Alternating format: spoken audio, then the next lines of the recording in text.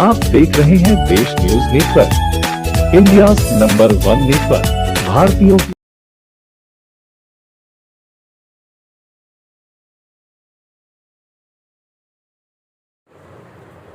दी green foundation संस्था के संचालक एवं मार्गदर्शक अरविंद सिंह के द्वारा पटना के जगदेव पथ स्थित ग्रीन ट्री रेस्टोरेंट में प्रेस वार्ता की गई। श्री अरविंद कुमार सिंह ने कहा कि ग्रीन फाउंडेशन एक मातृत्व संस्था है जिसकी विभिन्न इकाई हैं: सामाजिक विकास, महिला सशक्तिकरण, शिक्षा, आपदा प्रबंधन, स्वास्थ्य, कला, संस्कृति एवं मानव अधिकार इसके मुख्य उद्देश्य में है। सभी क्षेत्रों में संस्था की सभी इकाइयों अपना ईमानदार प्रयास एवं श्रम देकर अमिट छाप समाज को देते हैं। इसके पूर्व विगत में कई वर्षों से झारखंड, हिमाचल प्रदेश, उत्तर प्रदेश, दिल्ली एवं उड़ीसा के कई ग्रामीण क्षेत्रों में दी ग्रीन फाउंडेशन ने सफलतापूर्वक कार्यक्रम चलाया है। अब हमारी संस्था बिहार के ग्रामीण तथा शहरी विशेषकर स्लम बस्तियों में कार्य करेगी। हमारा इरादा बदलाव लाना है जो हमारी पहचान रखा हुआ था। वहाँ हमने जिला प्रशासन रांची, जिला प्रशासन बोकारो, नीति आयोग भारत सरकार, यूनिसेफ जो इंटरनेशनल संस्था है उनके साथ और WHO के साथ मिलकर के हमने एक अग्रणी भूमिका वहाँ अदा की है। कुछ प्रोग्राम्स में तो हमारी जो संस्था है ना सर्वप्रथम रही है। जिला प्रशासन का एक कार्यक्रम था सुरक्षित दादा दादी नाना नानी प्रोग्राम, जिसमें कि हम वहाँ पे हमने एक अग्रणी भूमिका निभाई है। दूसरा उनका एक समाज कल्याण का बूढ़ों और बच्चों के लिए एक प्रोग्राम था, जिसमें हमने वहाँ के DC के माध्यम से हमने वहाँ एक प्रोग्राम्स को कॉल सेंटर को लॉन्च करवाया था एक्साइसेस के माध्यम से। इसी प्रकार हमने बहुत सारे कार्य आपदा प्रबंधन को लेकर के किए हैं।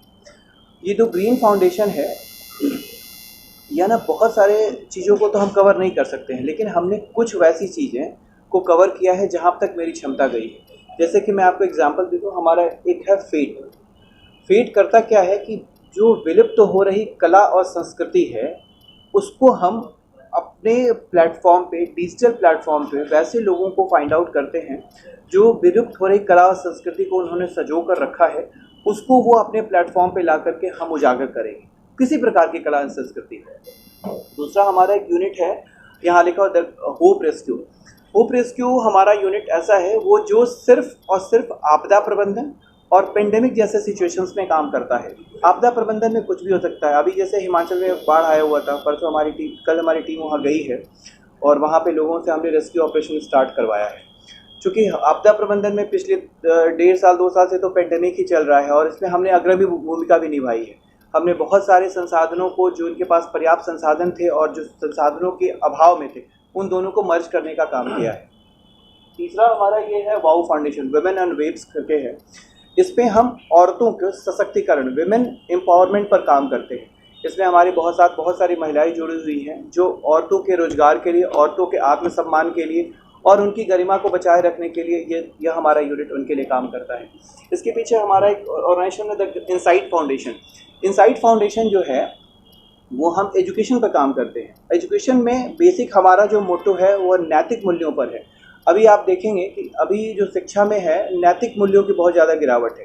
कोई भी आदमी उच्च शिक्षा तो प्राप्त करना चाहता है, लेकिन कोई नैतिक मूल्यों पर बात नहीं करना चाहता। हम चाहते हैं कि जो भारत अपनी संस्कृति का धरोहर रहा है, हमारे पास हमारी जो संस्कृति है वो बहुत ही समृद्ध है। जितनी सारी हमारी संस्कृति हो गई हैं, हड़प्पा से लेकर के, मिस्र से लेकर के, भारत की जितनी संस्कृतियाँ हैं, विश्व की जितनी संस्कृतियाँ हैं, उसमें हमारी जो संस्कृति सबसे समृद्ध है। इसका कारण क्या है कि हम हमेशा से नैतिक मूल्यों पर काम करते आए हैं। पिछले 200-250 सालों में देखिएगा, इतिहास देखिएगा तो लोग नैतिक मूल्यों पर बात नहीं करते हैं। हम सिर्फ व्यावसायिक मूल्यों पर बात करते हैं। शिक्षा भी व्यवसायीकरण हो चुका है।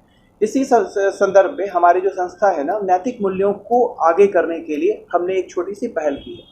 तीसरा हमारा छठा संस्था है स्टर्न फर्म फाउंडेशन।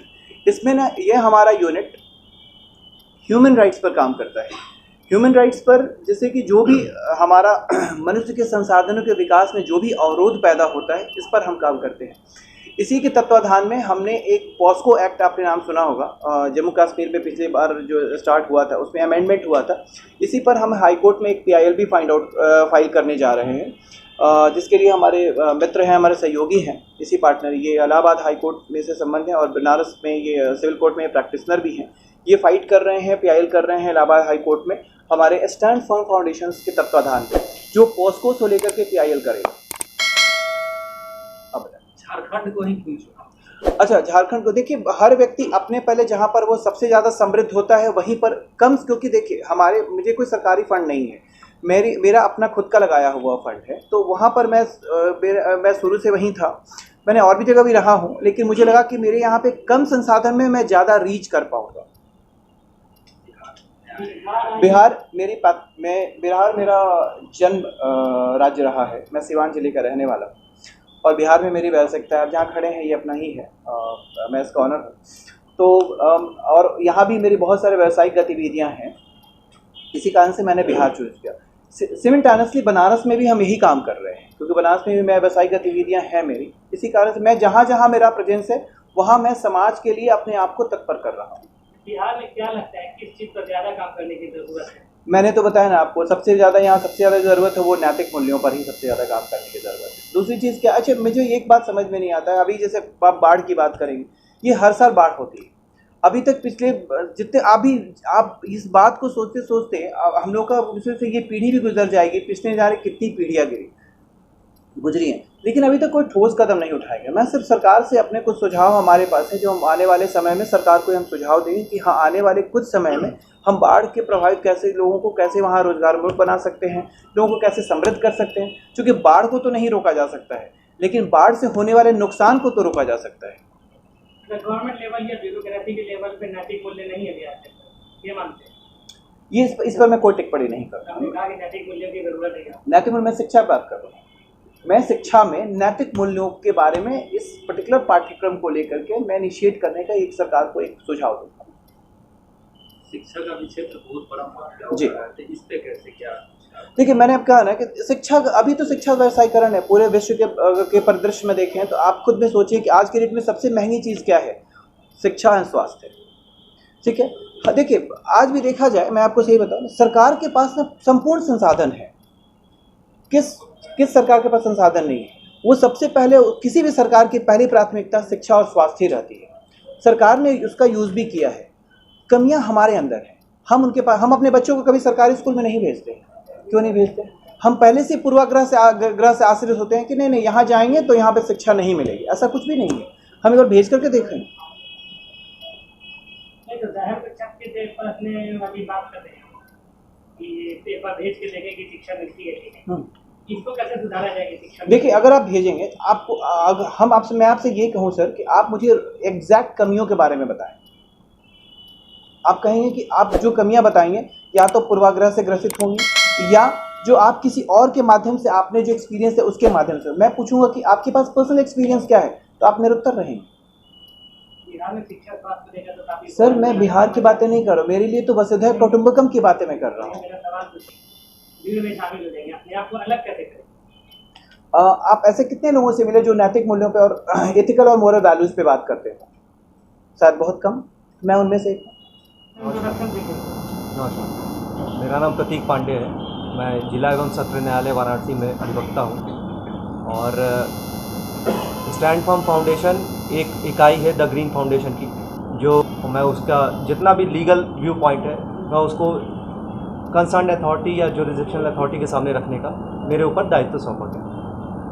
अब हाल फिलहाल में एक पॉक्सो एक्ट में अमेंडमेंट किया गया है, जिसमें ये बात अमल में लाई गई है कि 376 AB ऐसे करके जो भी ऑफेंसेस है या जो भी सेक्शन के मैटर हैं, उसमें जो चार्जशीट दायर करने का समय अवधि है उसको 1 माह किया गया।